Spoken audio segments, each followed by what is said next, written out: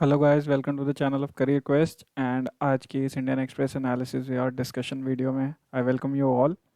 तो आज Indian express के दिल्ली एडिशन की इस एनालिसिस में, दैट इज़ 3 दिसंबर 2021 में, आज हम देखने वाले हैं कौन कौन सी इंपॉर्टेंट न्यूज़ है। So without wasting any time, let's begin.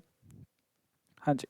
तो सबसे पहली जो सबसे इंपॉर्टेंट न्यूज़ अब सामने निकल के आ रही हो, फाइनली जो डर था वो सच हो गया है।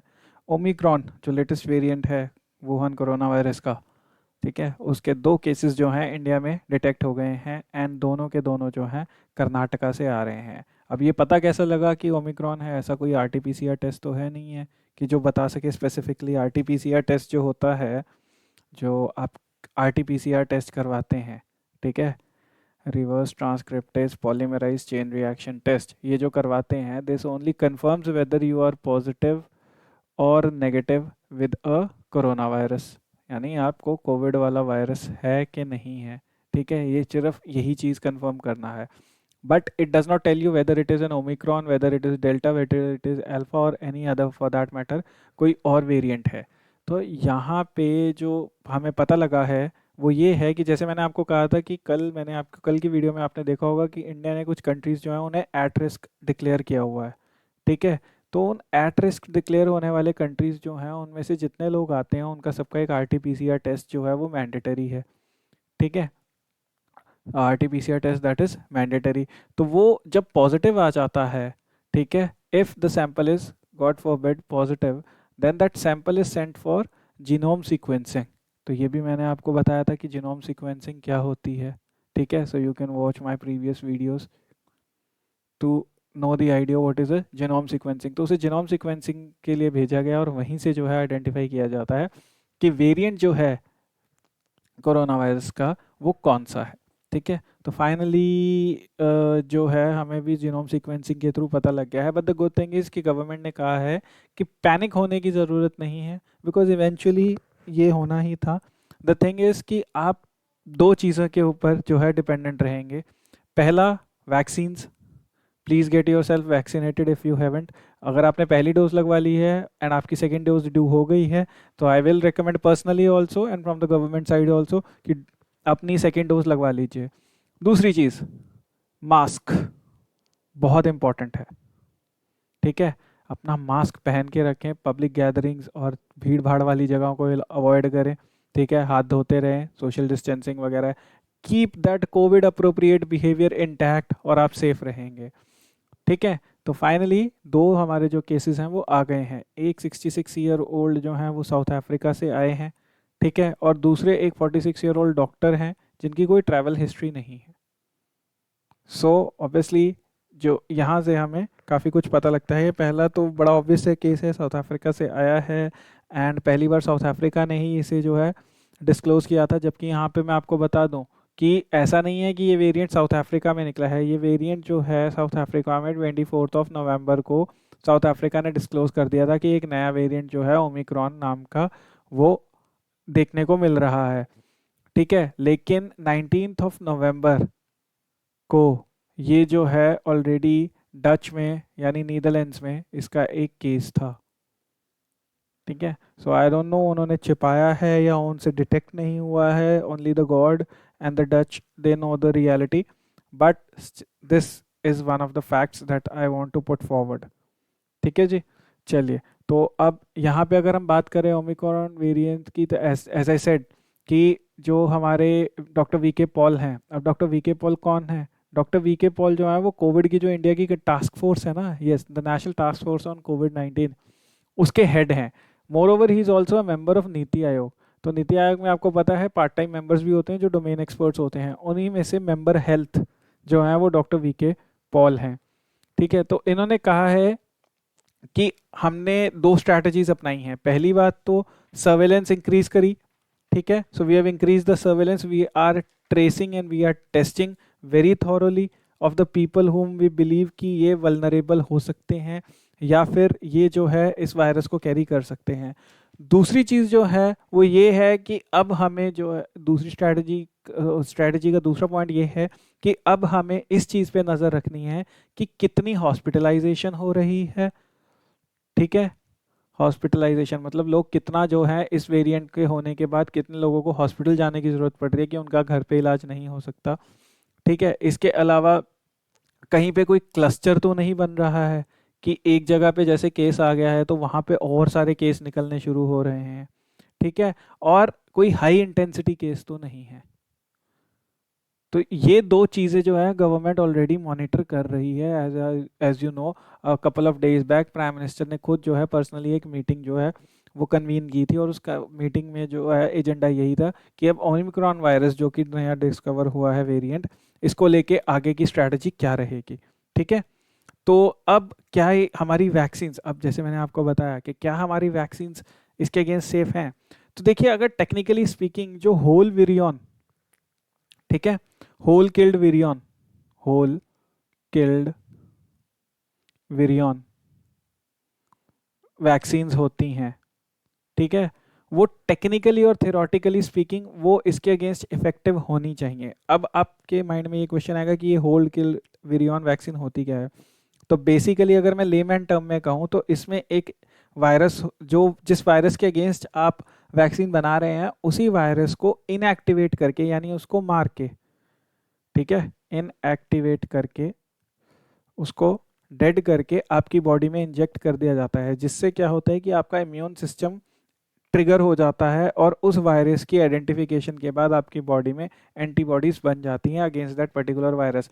So the next time when ever that virus is entering your body even though in active form, तो आपका इम्यून सिस्टम उसे आइडेंटिफाई करके उसके अगेंस्ट ऑलरेडी एंटीबॉडीज होंगी, so they will you know subside the risk. तो उससे ऐसा नहीं है कि आप मतलब हो सकता है अगर अच्छी मतलब आपकी किस्मत है तो आप नेगेटिव ही रहेंगे, बट वर्स्ट केस सिनेरियो जो रहेगा वो ये रहेगा कि आप पॉजिटिव तो हो जाएंगे but there will be no severe effect. आप घर पे ही आराम से ठीक हो जाएंगे रेस्ट करने के बाद, नॉर्मल, बिना ज़्यादा किसी मेडिसिन लोड के। ठीक है, सो ये है। तो theoretically speaking hold killed virion virus जो होती है ना, वो म्यूटेशंस के अगेंस्ट इफेक्टिव होनी चाहिए, क्योंकि वायरस को वो पहचानती है, म्यूटेशंस को जो है माइंड में, मतलब आप ये लगा लीजिए कि माइंड में रखती ही रखती है। सो अभी हमारे इंडिया में आपको पता है 3 वैक्सीन मिल रही हैं। सबसे पहली जो है वो है कोविशील्ड, ठीक है, और दूसरी जो है वो है कोवैक्सीन, और तीसरी जो है वो है स्पुतनिक, स्पुतनिक 5।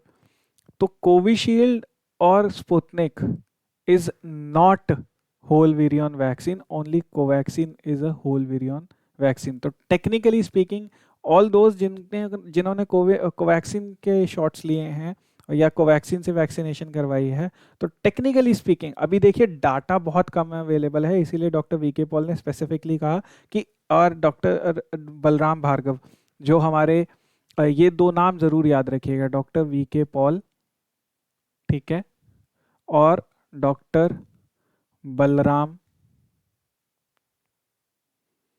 भार्गव, ठीक है।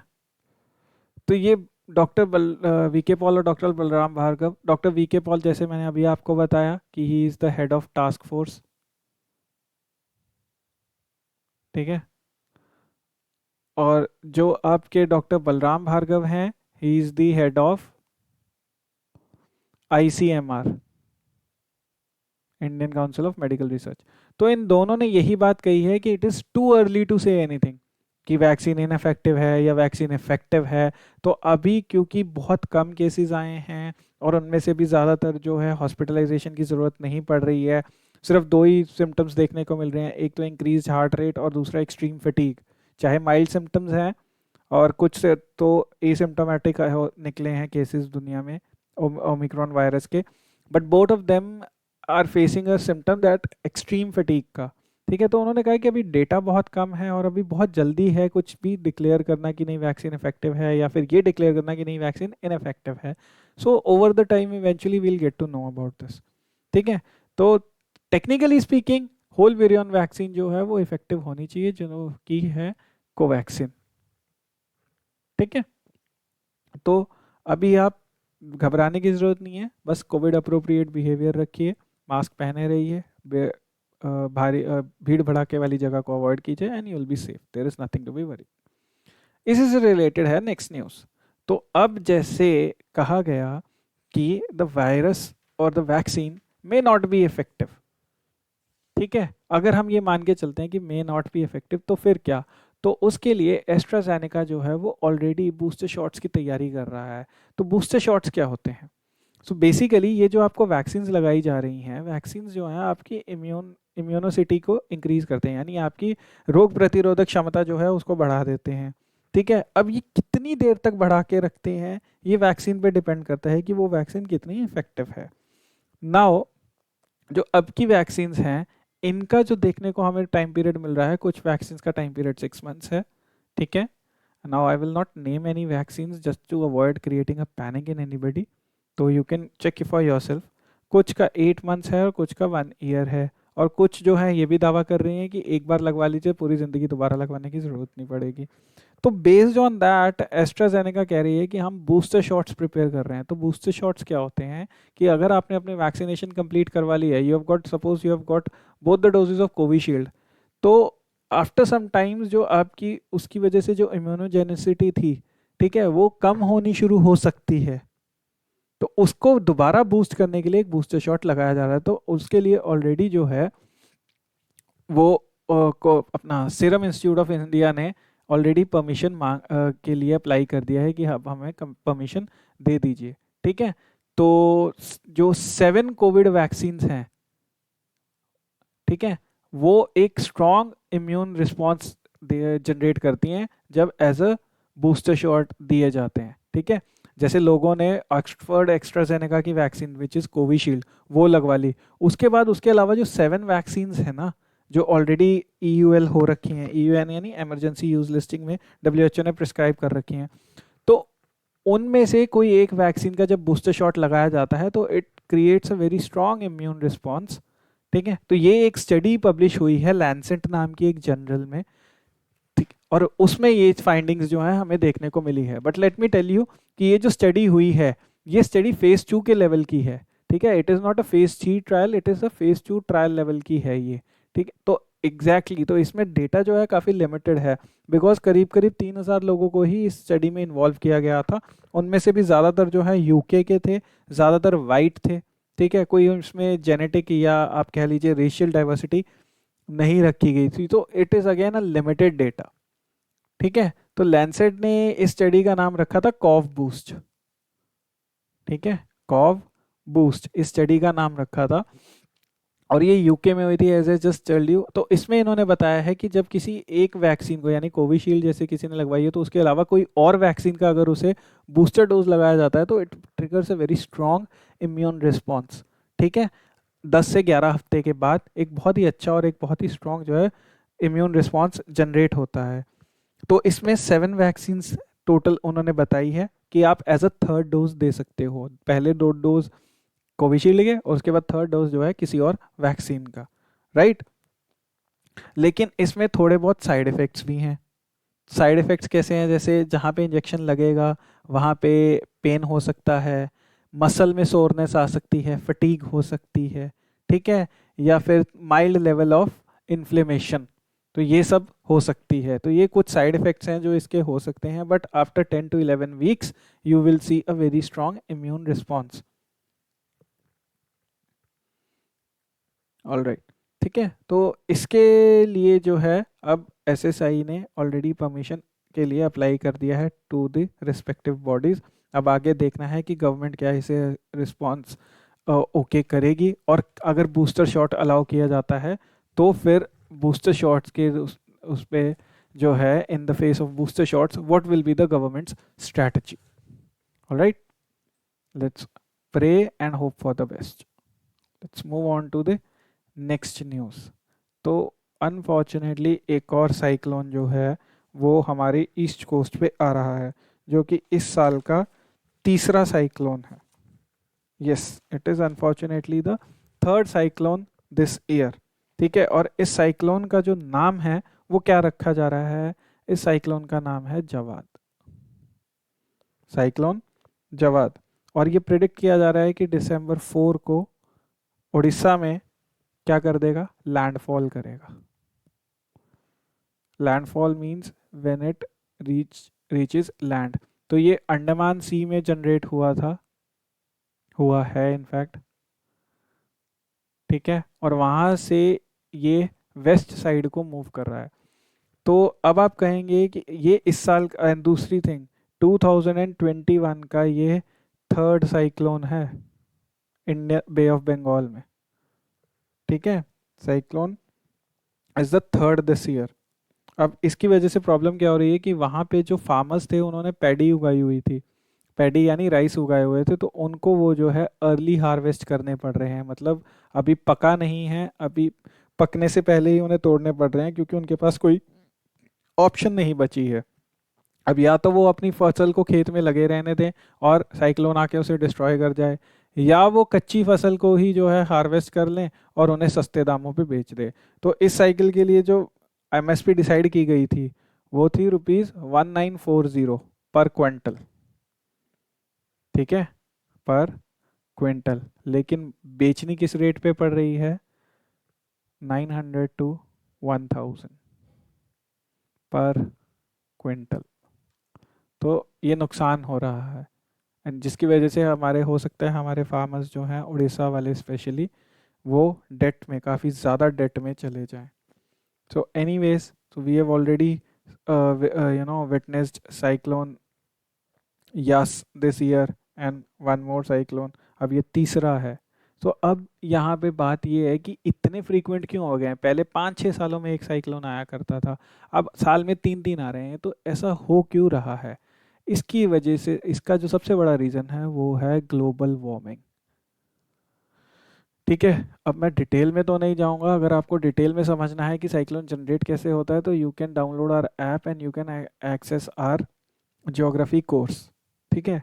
तो वहाँ पे लेकिन मैं आपको सिंपली बता देता हूँ, तो जब भी कोई साइक्लोन जनरेट होना होता है तो उसके लिए सर्टेन कंडीशंस होती है, और उसमें से एक सबसे इंपॉर्टेंट कंडीशन ये होती है कि ओशन का जो टेम्परेचर है यानी सी सरफेस टेम्परेचर है वो 27 डिग्री सेल्सियस से ज़्यादा होना चाहिए, ठीक है। क्या चीज़, सी सरफेस टेम्परेचर।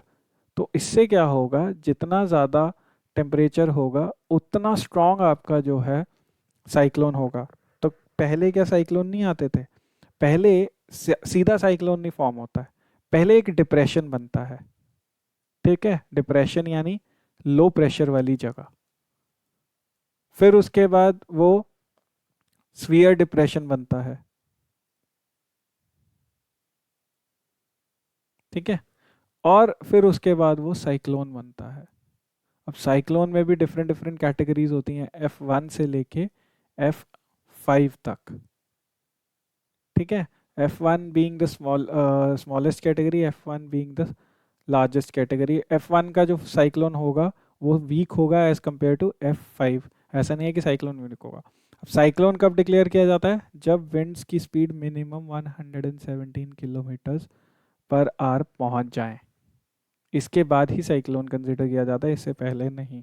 तो F1 कैटेगरी की साइक्लोन में आपको इतनी स्पीड देखने को मिल सकती है, और F5 कैटेगरी की साइक्लोन में आपको 250 से लेके 300 किलोमीटर पर आवर तक की स्पीड देखने को मिल सकती है। Yes, it is so deadly, ठीक है।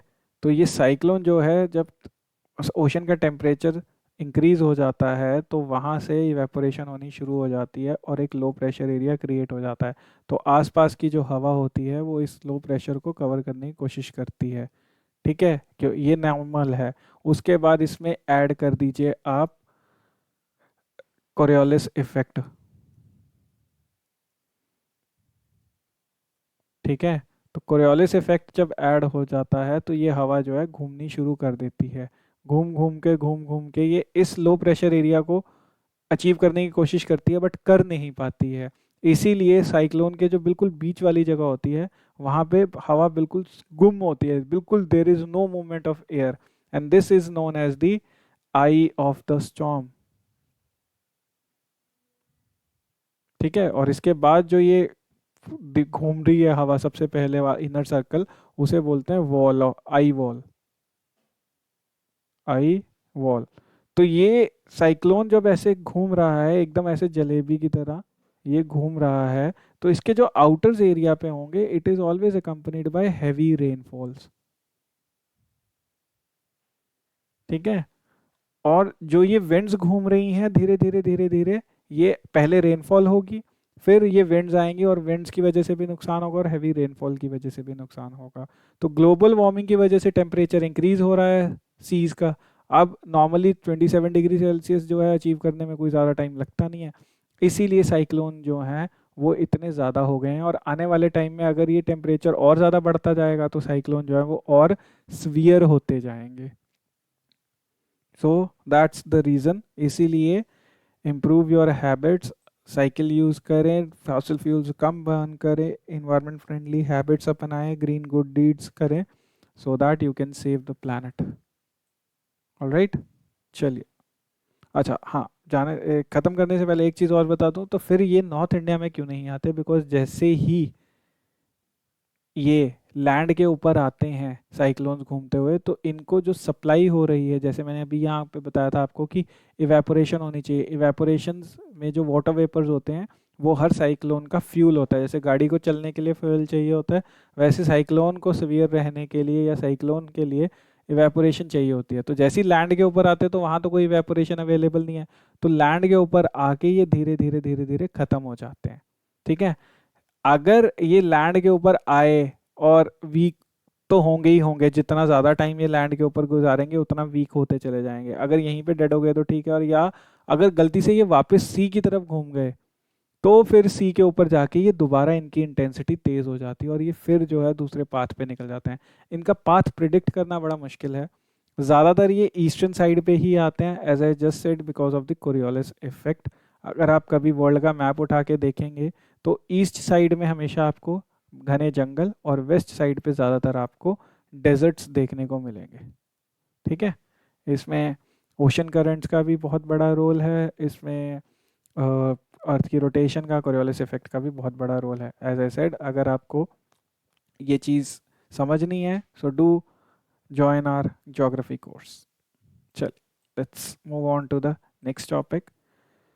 राज्यसभा में फाइनली डैम सेफ्टी बिल जो है वो पास हो गया है। ठीक है। तो 2019 में लोकसभा ने इसे पास किया था।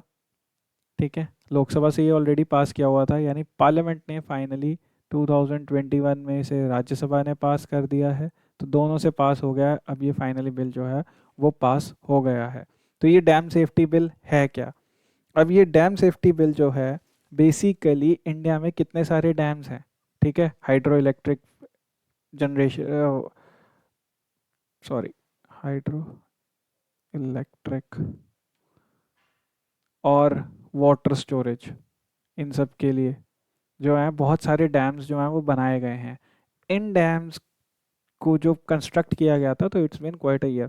तो इनकी सेफ्टी जो है वो इंश्योर करने के लिए ये बिल को इंट्रोड्यूस किया गया है। ठीक है। तो इस बिल को अब बहुत सारे ऐसे डैम्स हैं जो स्टेट गवर्नमेंट्स के अंडर आते हैं। ठीक है। कुछ डैम्स हैं जो सेंटर के अंडर आते हैं। तो यहाँ पे ये बहस इसी बात पे हुई थी पार्लियामेंट के अंदर, कि जो पावर स्टेट के अंडर आती है तो आप वो सेंटर में कैसे शिफ्ट कर सकते हैं। सो एनीवेज, कुछ स्टेट्स ऑलरेडी रेजोल्यूशन पास कर चुकी हैं, जिनमें वेस्ट बंगाल है, आंध्र प्रदेश है, कि उन्होंने रेजोल्यूशन पास करके सेंटर को कहा है कि आप इस मैटर पे बिल बनाइए। ठीक है, यानी लॉ बनाइए। तो फाइनली जो है ये लॉ पास हो चुका है। और इसके अंडर अब क्या होगा, इसके अंडर एक नेशनल कमेटी बनेगी on dam safety. There will be a national committee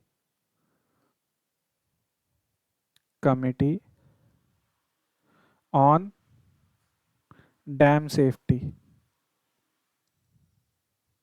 ठीक है। अब ये national committee on dam safety क्या करेगी? ये बेसिकली एक थिंक टैंक होएगी। क्या होगी? थिंक टैंक, मतलब इसका काम होगा सिर्फ पॉलिसी बनाना। ठीक है, एट द सेंट्रल लेवल, क्योंकि वर्ड नेशनल आ चुका है तो automatically it means at the central level. तो ये थिंक टैंक जो है एक पॉलिसी बनाएगी और सारी जो है गाइडलाइंस बनाएगी कि कैसे डैम की सेफ्टी के लिए कौन कौन से जो है स्टैंडर्ड्स होने चाहिए, क्या क्या होना चाहिए। और फिर एक दूसरी बॉडी जो है जिसका नाम होगा नेशनल डैम सेफ्टी अथॉरिटी। ठीक है, नेशनल डैम सेफ्टी अथॉरिटी। ये जो है, जो भी यहाँ पे पॉलिसीज बनाई जाएंगी उनको इम्प्लीमेंट कराएगी। सो बेसिकली आप कह सकते हैं कि ये जो है पॉलिसी मेकर होगा, ठीक है, और ये जो है एग्जीक्यूटिव बॉडी होगी, यानी एग्जीक्यूट ये करवाएंगे। ठीक है, तो इस बिल के अंडर हर डैम को जो है सर्वेलेंस, इंस्पेक्शन, ऑपरेशन और मेंटेनेंस जो है वो प्रोवाइड करवाई जाएगी। अगर ज़रूरत है तो सेंटर की तरफ से टेक्निकल एडवाइजरी कमिटीज भी भेजी जाएंगी। ठीक है, तो इसके थ्रू करना क्या चाह रहे हैं कि अगर कोई डैम फेलियर हो रहा है तो उसको प्रिवेंट करना है, because in case there is a dam failure, God forbids there is a dam failure, तो जो नुकसान होता है वो बहुत बड़ा होता है। ठीक है, पानी और एयर की पावर बहुत ज़्यादा होती है। 1 फुट पानी जो है किसी भी इंसान को बहा के ले जाता है, और 2 फुट पानी किसी भी बड़े व्हीकल को, चाहे वो बड़ा एसयूवी कार हो या छोटे ट्रक्स हों, उनको बहा के ले जाता है। ठीक है, तो यानी 12 इंच पानी में इतनी पावर होती है कि वो बहुत सारे लोगों को साथ में बहा के ले जाएगा। तो डैम्स में तो हज़ारों फुट पानी जो है वो स्टोर करके रखा होता है। तो in case there is a failure और डैम टूट जाता है, तो सोचिए कितना पानी एक साथ रिलीज होगा। ठीक है, चल, तो इसलिए ये जो है डैम सेफ्टी बिल पास किया गया है। तो इसे इंट्रोड्यूस किसने किया था? जल शक्ति मिनिस्टर ने, हमारे जो मिनिस्ट्री ऑफ जल शक्ति है। ठीक है, उन्होंने ये इंट्रोड्यूस किया था। मिनिस्टर कौन है? As usual, if you know then type it in the comment section, अगर नहीं पता है तो प्लीज़ रीड कीजिए। ऑलराइट, तो ये बिल जो है पार्लियामेंट से फाइनली पास हो चुका है। 2 बॉडीज बनेंगी, national committee on dam safety and national dam safety authority. एक पॉलिसी और गाइडलाइंस बनाएगी और दूसरी उसको इम्प्लीमेंट करवाएगी। इसमें स्टेट के जो वो होंगे, रिप्रेजेंटेटिव्स होंगे, उनको भी अपॉइंट किया जाएगा। ऐसा नहीं है कि सारा कुछ सेंटर ने अपने पास ले लिया है, ऐसा नहीं है।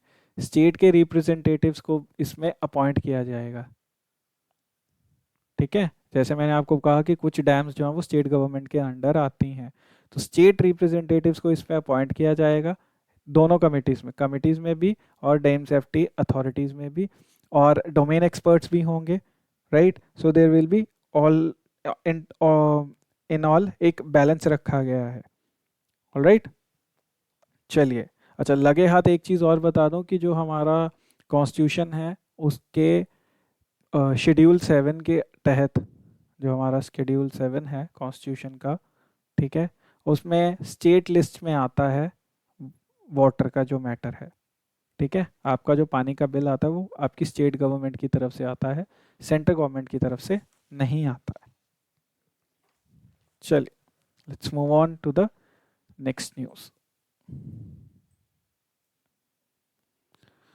सो फाइनली जो आज की अगली न्यूज़ है वो ये है कि जो हम एक मिशन ओलंपिक सेल बनाया गया था। ठीक है, अब ये जो मिशन ओलंपिक सेल है ये कहाँ है? ये ministry of youth affairs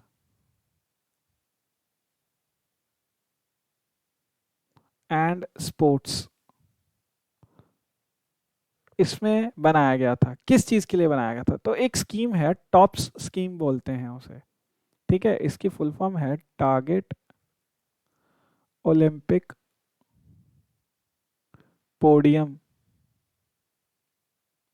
scheme.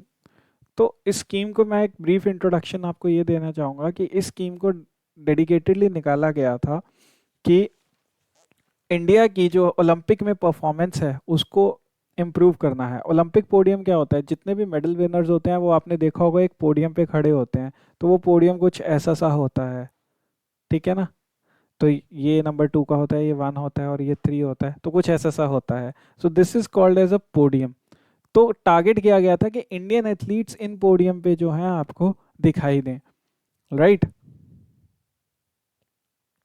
ताकि हमारे जो ओलंपिक मेडल्स हैं उनकी नंबर ऑफ ओलंपिक मेडल्स हम इंक्रीज कर सकें। तो इस स्कीम को स्टार्ट किया गया था। तो इसमें क्या होता था कि ग्रास रूट लेवल से टैलेंट जो है, एथलेटिक टैलेंट, उनको ढूंढ के लाना है, और फिर स्पोर्ट्स अथॉरिटी ऑफ इंडिया जो है, जिसको हम साई बोलते हैं, स्पोर्ट्स अथॉरिटी ऑफ इंडिया, उसके अंडर उनको अच्छी ट्रेनिंग दे के और फिर ओलंपिक में पार्टिसिपेट करवाना है, so that they can come back with medals. तो इस टॉप्स स्कीम को ये मिशन ओलंपिक सेल जो है ये चलाता है, ठीक है। तो इस टॉप्स जो ये मिशन ओलंपिक सेल है, इसके जो चेयरमैन हैं वो साई के डीजी होते हैं। साई जो है हमारी स्पोर्ट्स अथॉरिटी ऑफ इंडिया, इसके जो डायरेक्टर जनरल हैं, ठीक है, वो इसके चेयरमैन होते हैं, जो कि एट प्रेजेंट है संदीप प्रधान, ठीक है, जो कि एट प्रेजेंट है संदीप प्रधान। तो उस जो मिशन ओलंपिक सेल है, इसमें जो है स्पोर्ट्स मिनिस्ट्री ने 7 एथलीट्स को ऐड किया है। ये एथलीट्स को ऐड क्यों किया है? क्योंकि उन्होंने कहा है कि अल्टीमेटली यहाँ पे हम इंक्रीज इम्प्रूव करना चाहते हैं हमारे एथलीट्स की परफॉर्मेंस को। और अगर मिशन ओलंपिक सेल में हमने सारे ब्यूरोक्रेट्स भर दिए तो उनका तो स्पोर्ट्स से कोई दूर दूर तक लेना देना नहीं है, तो वो टेक्निकल एक्सपर्टीज या वो टेक्निकल नो हाउ नहीं प्रोवाइड करवा पाएंगे। सो फॉर दैट इन्होंने 7 एथलीट्स को इसका परमानेंट मेंबर बना दिया है। तो अब इसमें कौन कौन आएगा? तो इसमें आप देख सकते हैं कि इसमें बहुत ज़्यादा जो अ, अच्छे लेवल के एथलीट्स हैं उनको इंक्लूड किया गया है, जिनमें इंक्लूड किया गया है former Indian football captain Baichung Bhutia को, ठीक है, long jump gold medallist Anju Bobby George, ठीक है, Indian hockey captain former Indian hockey captain Sardara Singh, rifle shooter Anjali Bhagwat, ठीक है, former hockey captain and CEO of Olympic Gold Quest Viren Rasquinha, ये भी इंडियन हॉकी टीम के कैप्टन रह चुके हैं, table tennis star Monalisa Mehta, ठीक है, बैडमिंटन एस तिरुपति मुरुगुंडे, तिरुपति मुरुगंडे। तो एज ए ये 7 एथलीट्स जो हैं इनको ऐड किया गया है। तो एग्जाम में एग्जामिनर आपको क्वेश्चंस इनसे पूछ सकता है पर्सनालिटी से कि ये कौन से फील्ड से एसोसिएटेड है, या फिर आपको टॉप स्कीम के बारे में पूछा जा सकता है कि कौन सी मिनिस्ट्री चला रही है, तो अब आपको पता ही होगा। या ये पूछा जा सकता है कि टॉप स्कीम के थ्रू अचीव क्या करना चाहते हैं, तो ये स्पोर्ट्स फील्ड के रिलेटेड है। एक और स्कीम है टीओपी स्कीम, वो कली टीओपी है, उसमें एस नहीं आता, तो that is tomato onion potato, tomato onion potato, ठीक है। तो ये टॉप स्कीम जो है याद रखिएगा ministry of food processing and industries चलाती है। तो यहाँ पे एग्जामिनर आपको कंफ्यूज कर सकता है, तो दोनों में याद रखिएगा। एस जहाँ पे आ गया तो वहाँ से एस फॉर स्पोर्ट्स आप याद रख सकते हैं, ऑल दो वो एस स्टैंड्स फॉर स्कीम है, बट एस से स्पोर्ट्स याद रखिएगा, तो यानी वो स्पोर्ट्स वाली मिनिस्ट्री चला रही है। और जो बिना एस के है वो फूड प्रोसेसिंग, ठीक है। टॉप जैम आती थी ना पहले, और टॉप की वो केचप भी आता था, तो बस वहीं से याद रख लेगा क्योंकि केचप टोमेटो से बनता है। सो ये चीज़ आप याद रखिएगा।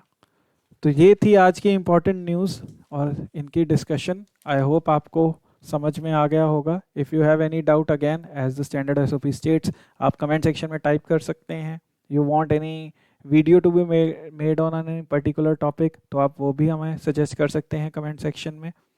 इसके अलावा you can download our app to get access to the latest content, ठीक है। प्ले स्टोर पे आपको हमारी ऐप मिल जाएगी करियर क्वेस्ट के नाम से। एंड इसके अलावा हम सीडीएस एग्ज़ाम के लिए एक डेडिकेटेड हमारी वीडियो सीरीज़ है, आप वो भी एक्सेस कर सकते हैं हमारे यूट्यूब चैनल पे। And till then keep studying, keep working hard. Jai Hind, जय भारत।